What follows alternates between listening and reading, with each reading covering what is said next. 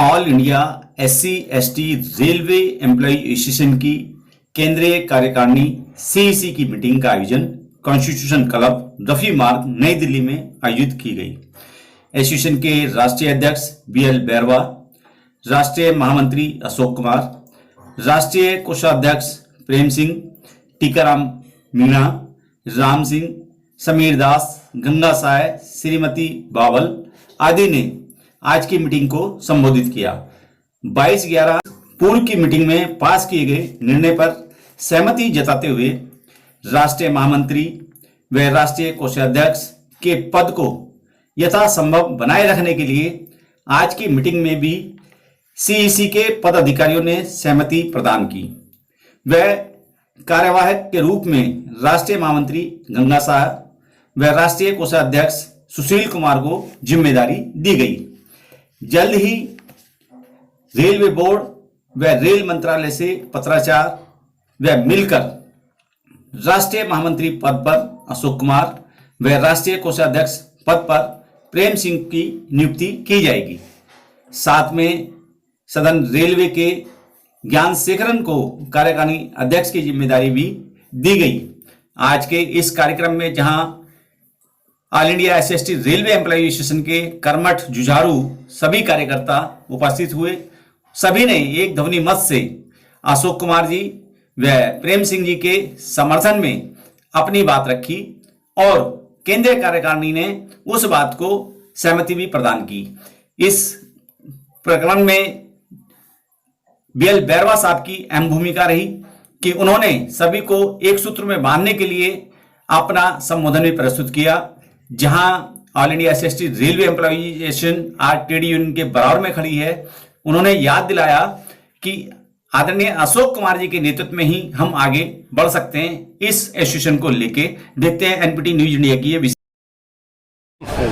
All India SC railway employ association के राष्ट्रीय अध्यक्ष बीएल बैरवा साहब हमारे साथ हैं। देखा जाए कॉन्स्टिट्यूशन क्लब में आज जो है बड़े गहन मंथन के साथ में मीटिंग रही, सीसी की मीटिंग, और बहुत महत्वपूर्ण निर्णय लिए गए। क्या निर्णय लिए गए जो रेलवे कर्मचारियों को हम उनको अवगत करा सकें, आप बताइए। देखिए, all India SC ST railway employees association की केंद्रीय कार्यकारिणी की आज यहाँ कॉन्स्टिट्यूशन क्लब में हमारी बैठक थी और ये बड़ी ऐतिहासिक बैठक हुई है।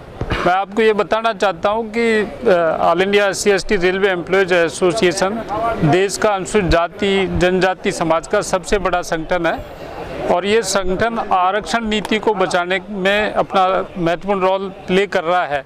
इसके अलावा इस संगठन को ब्रांच लेवल तक हर स्टेशन तक फैला होने के कारण जो अनुसूचित जाति जनजाति समाज के लोग हैं, जो रेल के बाहर के लोग हैं, वो भी ये अपेक्षा करते हैं कि हमारी ये एसोसिएशन समाज के हित के लिए एकजुट होकर के आगे आए। ऐसे मुकाम हमने हासिल भी किए हैं। हम लोगों ने अशोक कुमार जी, हम हरनोटिया साहब जो अभी हमारे बीच में नहीं है, लेकिन हमारी जो टीम है उसने इस एसोसिएशन को दोनों ट्रेड यूनियन के बराबर ला करके खड़ा किया है। लेकिन कुछ पिछले समय में इसमें थोड़ा सा व्यवधान पैदा हुआ है जो रेलवे बोर्ड की तरफ से किया गया और हमारी जो 22/11/2022 को सेंट्रल कमेटी की बैठक हुई जिसमें हमने ये निर्णय लिया था कि जो हमारे जनरल सेक्रेटरी हैं अशोक कुमार जी और ट्रेजरर प्रेम सिंह जी हैं, इनको तत्काल रिवॉक किया जाए और केंद्रीय कार्यकारिणी के इस निर्णय को रेलवे बोर्ड में सबमिट किया गया। लेकिन रेलवे बोर्ड ने इसे नहीं माना और हमें कह दिया कि इन पदों को भरा जाए। आज हमने सबने ये निर्णय लिया है कि हम रेलवे बोर्ड के इस निर्णय का विरोध करेंगे और रेलवे बोर्ड से पुनः निवेदन करेंगे कि हमारे दोनों जो पदाधिकारी हैं इनको इनके सम्मानित पद पर बहाल किया जाए। मीनवाइल जो तत्कालिक जो काम के संचालन के लिए कुछ अस्थायी रूप से हमने इन पदों पर नामित भी किए गए हैं ताकि संस्था का काम चल सके। देखा जाए बीएल बैरवा जी और अशोक कुमार जी के नेतृत्व में all India SC railway employ association trade union के बराबर का दर्जा प्राप्त कर चुकी है, उनके टक्कर के बराबर का भी काम कर रही है, हक अधिकार की लड़ाई भी लड़ रही है और कर्मचारियों को हक अधिकार दिलवा भी रही है। लेकिन कुछ विश्वासघाती लोग कहीं ना कहीं संगठन के बीच में अंदर घुस के विश्वासघात करते हैं, ऐसे लोगों के लिए क्या इलाज है? देखिए, मैं आपको याद दिलाना चाहता हूँ कि जो बाबा साहब डॉक्टर भीमराव अंबेडकर हैं, उनके साथ भी लोगों ने विश्वासघात किया था। बाबू जगजीवन राम जी के साथ भी विश्वासघात किया था। मान्यवर काशीराम जी के साथ भी विश्वासघात किया है। जो हमारे लीडर अनुसूचित जाति जनजाति समाज का नेतृत्व करके आगे बढ़े हैं, समाज के हित के लिए जिन्होंने लड़ाई लड़ी है, उनके साथ में इस तरह के विश्वासघात करने वाले लोग भी पैदा हुए हैं। लेकिन ये हम सब की ड्यूटी है कि हम ऐसे लोगों को कंडेम करें और जो संगठन को मजबूत करने का काम करें, जो हमारे लीडर हैं उनका सम्मान वापस लौटाने का हम लोग काम करें। और जो विश्वासघात कर रहे हैं लोग, उनको हम कंडेम करेंगे, उनको सबक भी सिखाएंगे और भविष्य में ऐसा कोई काम नहीं हो जिससे संगठन को नुकसान हो या जो लोग इसमें काम कर रहे हैं उनको नुकसान भुगतना पड़े। आगे की क्या प्रणाली रहेगी एसोसिएशन की तरफ से? जो संगठन के पदाधिकारी हैं वो नियमित हो जाते हैं, तो क्या उस ऊंचाइयों को फिर दोबारा से हासिल किया जाएगा जिस ऊंचाइयों के लिए लड़ाई लड़ी जा रही है? देखिए, निश्चित रूप से हम उसी ऊंचाई को छुएंगे और एकजुट होकर के और ज़्यादा मजबूती के साथ काम करेंगे। जो हमारे पदाधिकारी हैं, अशोक जी, प्रेम सिंह जी, वो भी हमारे साथ हैं। और जो नामित वाले तो सिर्फ जब तक इस बारे में कोई निर्णय नहीं हो जाता तब तक के लिए हैं।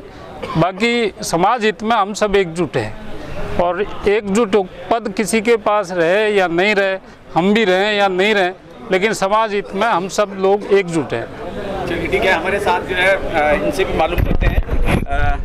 आपने अशोक कुमार जी हैं। अशोक कुमार जी, आज जो देखा जाए 22/11 में भी एक बहुत बड़ी मीटिंग हुई, वहाँ भी आपके समर्थन में सीईसी के लोग सारे आपके समर्थन थे। आज फिर कॉन्स्टिट्यूशन क्लब में फिर वही बात दोहराई गई, आज फिर वही लोग आपके साथ खड़े रहे थे।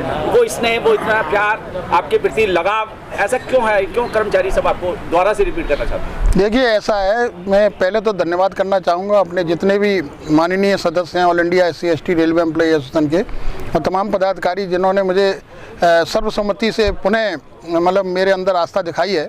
तो मैं प्रयास करूँगा कि मैं इनकी आशा पे खरा उतर पाऊँ और जो आज तक मैंने किया है उससे बढ़कर के मैं काम करना चाहूँगा।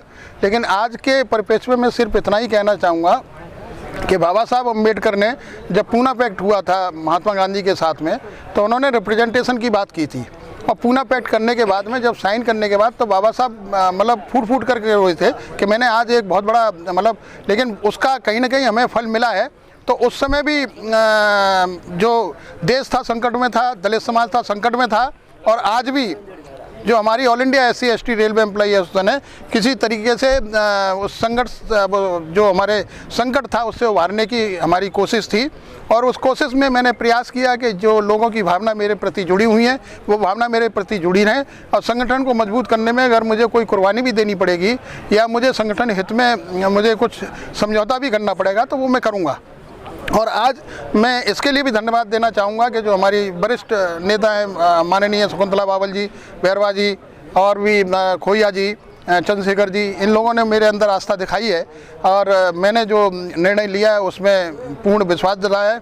मैं भी इन लोगों को ये विश्वास दिलाता हूँ कि जो बायलॉज का प्रावधान है, जो मतलब कार्य करने की जो प्रणाली हमारी एसोसिएशन की, उसके लिए मैं संघर्ष करता रहूँगा और हक के लिए जो मतलब बायलॉज को पालन कराने के लिए मैं क्या नाम है अगर ज़रूरत पड़ी तो मैं सभी लोगों से डिस्कस करके उसको पालन करवाने का काम करूँगा। अशोक कुमार जी, देखा जाए आज पूरे भारत के कोने कोने से जो है आपके मेंबरशिप के जो सीईसी के मेंबर हैं वो तकरीबन सभी यहाँ लोग उपस्थित हुए। आपके समक्ष उन्होंने जो है अपना समर्थन भी जताया, लेकिन कहीं ना कहीं विरोधी लोग फिर इस बात को जो है कहीं ना कहीं आपके विश्वासघाती जो लोग हैं वो कहीं ना कहीं फिर आपके पीछे कुछ ना कुछ ऐसा करने की कोशिश करेंगे। क्या उनके लिए भी कुछ कहेंगे? देखिए, उनके लिए तो मैं यही कहूँगा कि वो बहुत दिन से विरोध कर रहे हैं, जबकि हमने उनके खिलाफ इस तरीके के काफ़ी आदेश भी पारित करवाए हैं माननीय न्यायालय से कि भाई उनको कोई इस तरीके की, और ऐसे हर संगठन में आपको मिलेंगे। हमारे यहाँ ज़्यादा इस तरीके के काम करने, हमने तो सबको आह्वान किया है कि भाई अगर आप इस संगठन में मिलकर काम करना चाहते हैं, इस संगठन की मुख्य धारा में जुड़ना चाहते हैं तो आपकी बात सुनी जाएगी और आपकी बात सुन के आपको मतलब सम्मान दिया जाएगा। लेकिन कहीं ना कहीं वो एक लाइन पर चलना चाह रहे हैं और वो मैं समझता हूँ उनका अपना कोई विवेक नहीं है, किसी दूसरे विवेक से काम कर रहे हैं और कोई ना कोई उन्हें इस तरीके का काम करने के लिए मजबूत कर रहा है। क्योंकि आज जो हमारा संगठन है all India SC/ST railway employ association, जैसा कि बैरवा साहब ने भी बोला, टीकाराम मीणा जी ने भी बोला और हम लोगों ने सबने ये देखा है कि हमारा जो संगठन है वो कहीं ना कहीं ट्रेड यूनियन के बराबर खड़ा हुआ है और ट्रेड यूनियन के बराबर हम लोगों ने सुविधा ली है। तो उन लोगों को भी इस तरीके की कुप्त होती होगी और इस तरीके का उन लोगों के अंदर भी विचार आते होंगे कि ये संगठन जितना मजबूत होगा उतना ही हम लोग कमज़ोर होंगे। लेकिन हम संगठन को मजबूत करने के लिए किसी भी हद तक जा सकते हैं और जो हमारे विरोधी हैं उनका मंसूबा कामयाब नहीं होने देंगे, ये हम विश्वास दिलाते हैं। अशोक कुमार जी, और मैं इतना भी जानना चाहूँगा, जो पिछले 6-7 महीने से कहीं ना कहीं रिक्त पद के होने के चलते बहुत सारे जो है रेलवे कर्मचारियों के हित के जो कार्य थे जो रुक गए थे, क्या उनको कैसे गति दे पाएंगे? देखिए, अब आप लोगों ने आस्था दिखाई है हमारे अंदर, तो हम प्रयास करेंगे कि भैरवा साहब के साथ मिलके जो टीम बनी है नई, उनके साथ विचार विमर्श करके मतलब उन चीज़ों को पटरी पे ला सकें हम, और जिनके साथ अन्याय हुआ है, जिनके साथ अत्याचार हुआ है, जो हमारे काम पेंडिंग पड़े हुए हैं एसोसिएशन के, उन कामों को पूरा किया जाए। और जहाँ तक कुछ जोनल कार्यकारिणियों में भी आपस में मतभेद हुआ है, उसको भी हम आपस में बैठ करके सुलझाएंगे। हमें कमेटी भी बनानी पड़े उस सुलझाने के लिए, तो वो उस तरीके का भी प्रयास करेंगे। और मैं पुनः ये विश्वास दिलाता हूँ कि जो आस्था और विश्वास मेरे अंदर भैरवा साहब ने मतलब देखा है, मैं उस पर खरा उतरने का प्रयास करूँगा, और प्रयास करूँगा संगठन मजबूत रहे और संगठन हमारा दिन दूना रात चौगुना आगे बढ़े। Thank you. सीईसी की मीटिंग थी, 22/11 में भी मीटिंग रखी गई, आज कॉन्स्टिट्यूशन क्लब में थे, और आज आपने तो पूरे सीईसी को लीड किया है, आशीर्वाद भी दिया है संगठन को, क्या कहेंगे आज संगठन के लिए जो है? All India SC/ST railway employees association Bharat में एक ऐसा संगठन है कि ये ट्रेड यूनियन से आगे हैं। हमारे दोनों लीडर कह रहे हैं कि हम ट्रेड यूनियन के बराबर आगे हैं, लेकिन मेरा दावा ये है आज भी कि हमारा जो संगठन है ट्रेड यूनियन के आगे चला है। वो इसलिए कि हम जो काम करते हैं सिर्फ बोलते नहीं, हम कथनी में विश्वास नहीं करते हैं, हम करके दिखाते हैं। वो कार्य जो हमारे नेता अशोक कुमार जी और BL बैरवा जी है, ये करके दिखाते हैं, सिर्फ कहते नहीं हैं। ट्रेड यूनियन में सिर्फ कह के बोलते हैं कि ये कर देंगे वो कर।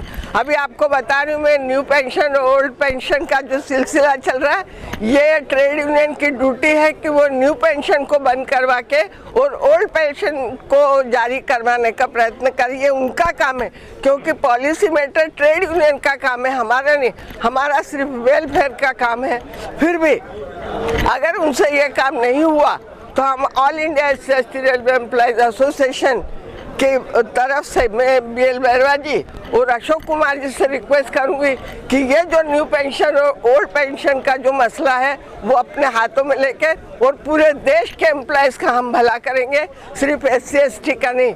जैसा कि डॉक्टर बाबा साहब अम्बेडकर ने कॉन्स्टिट्यूशन लिखा है, वो सिर्फ SC/ST के लिए नहीं लिखा है, पूरे भारत के लोगों के लिए लिखा है। क्योंकि आप उद्देश्य का उठा के देख लो कि हम भारत के लोग, उसमें यही लिखा हुआ ना कि हम भारत के लोग भारत को स्वतंत्रता, समता और बंधुता देना चाहते हैं। तो यही हमारा एसोसिएशन भी, मैं अशोक कुमार और BL बैरवा जी से निवेदन करती हूँ कि ऑल इंडिया SC/ST के माध्यम से डॉक्टर बाबा साहब के विचारों को कर्मठ बना के मजबूत बनाकर और एसोसिएशन को ट्रेड यूनियन के सामान्य ट्रेड यूनियन के आगे आ जाए हम, और भी आगे बढ़ेंगे। और आज का जो मसला हुआ वो कोई ऐसी बहुत बड़ी बात नहीं है, बहुत छोटी बात है। और रेलवे बोर्ड को ये बात माननी ही पड़ेगी कि हमारे जो नेता हैं वो नेता ही रहेंगे, वो कहीं अलग नहीं जा सकते हैं। आज जो कमेटी बनी है वो थोड़े टाइम के लिए है, लेकिन बाद में अशोक कुमार जी जनरल सेक्रेटरी रहेंगे। और आज जिन सब लोगों का जो आए हैं यहाँ पर, पूरे भारत से जो लोग हमारे आए, उनको मैं इस माध्यम से बहुत बहुत धन्यवाद देती हूँ। जय भीम, जय भारत।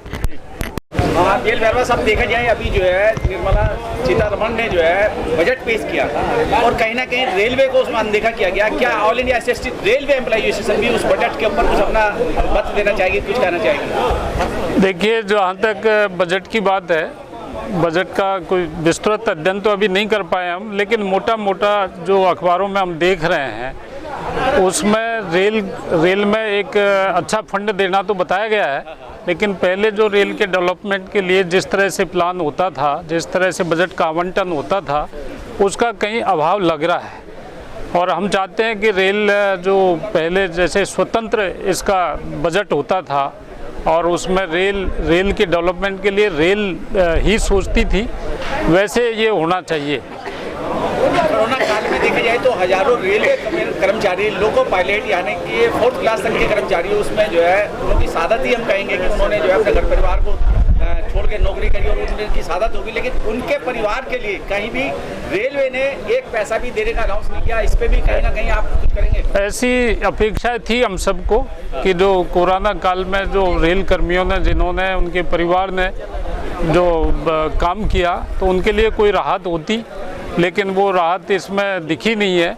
और हम इस बात को बार बार उठाते रहे हैं कि जो रेल कर्मचारी हैं, एवं रेलवे हॉस्पिटल जैसे नहीं होते, तो मैं ये कहता हूँ कि जो सिविल के लोग हैं उनको भी रेलवे हॉस्पिटल के माध्यम से बहुत मदद पहुँचाई गई थी।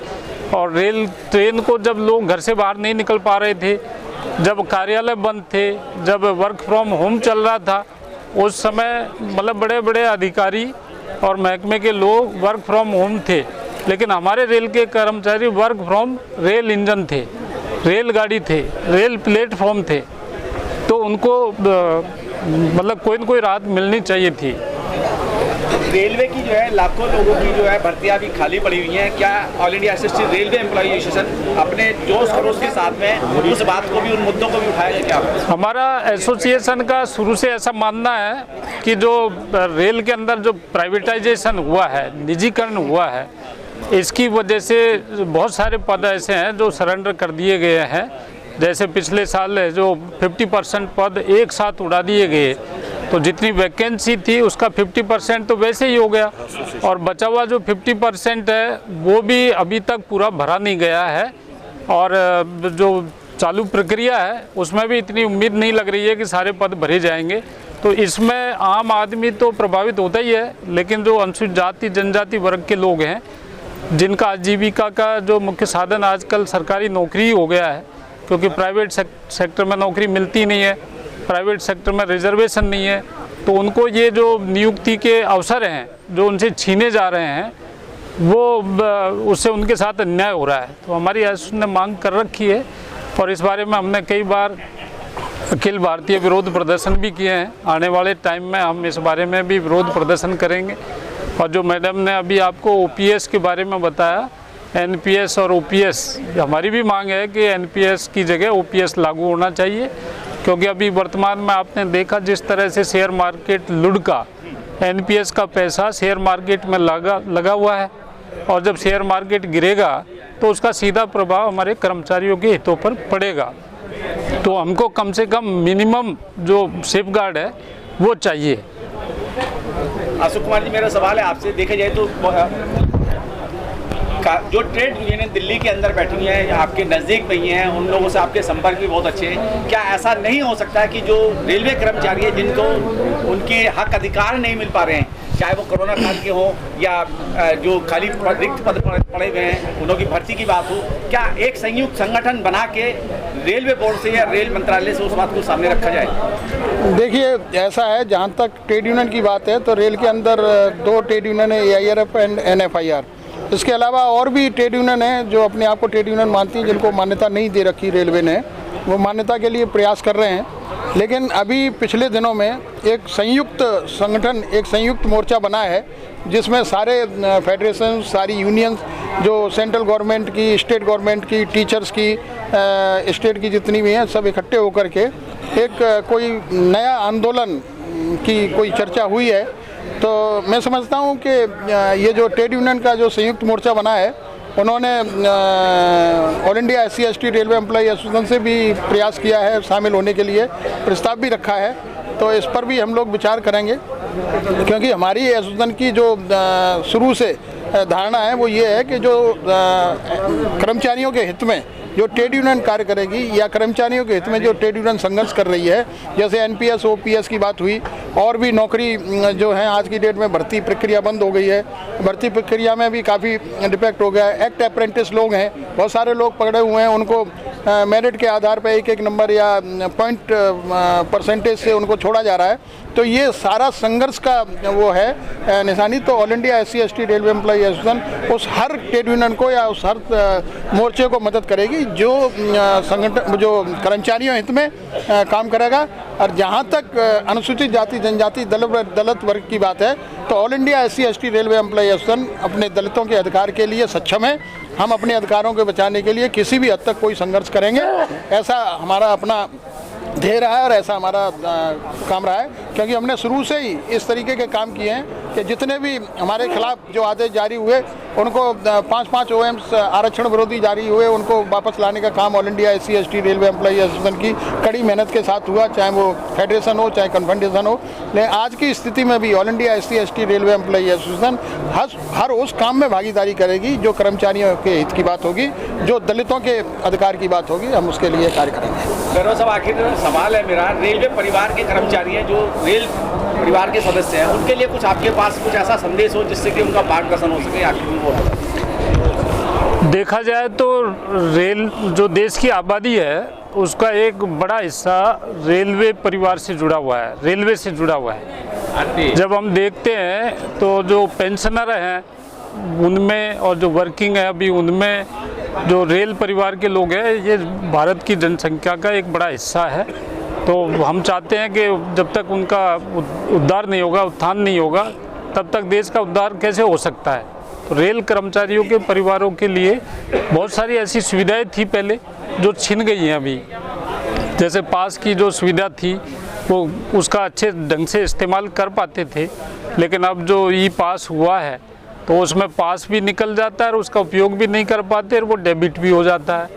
ऐसे बहुत सारे मसले हैं जिनमें रेल कर्मचारियों के हित में काम करने की आवश्यकता है। हमारे यहाँ स्टाफ बेनिफिट फंड एक होता है, तो जिसमें पहले हमारी भागीदारी नहीं थी। जब से हमारी उसमें भागीदारी हुई है, हम लोग ये इंश्योर करने का काम करते हैं कि जो अनुसूचित जाति जनजाति वर्ग के रेल कर्मचारी हैं, उनके परिवार के लोग हैं, उनको भी स्टाफ बेनिफिट फंड का लाभ मिले। तो ये हमारा प्रयास हमेशा रहता है। थैंक यू, धन्यवाद।